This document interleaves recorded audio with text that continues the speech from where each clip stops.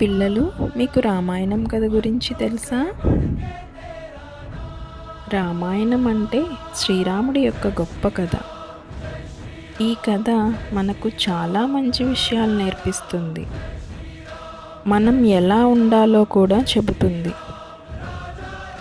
ఎప్పుడూ నిజం చెప్పాలి, పెద్దల మాటను గౌరవించాలి అని ఈ కథ ద్వారా మనం నేర్చుకుంటాం. ఇప్పుడు మనం శ్రీరాముడి కథ చెప్పుకుందాం. అయోధ్య అనే అందమైన నగరంలో దశరథుడు అనే రాజు ఉండేవాడు. ఆయనకు 3 భార్యలు ఉన్నారు.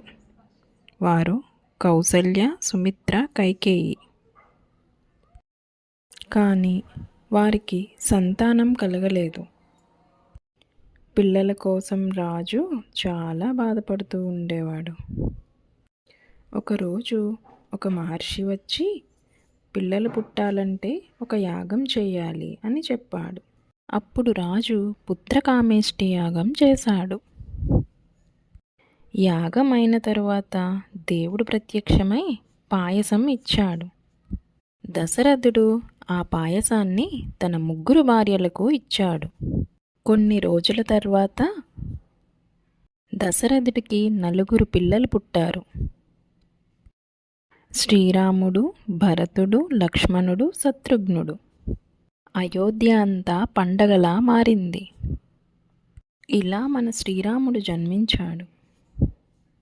తర్వాత ఏమైంది తెలుసుకోవాలంటే నెక్స్ట్ ఎపిసోడ్ వరకు వేచి ఉండండి.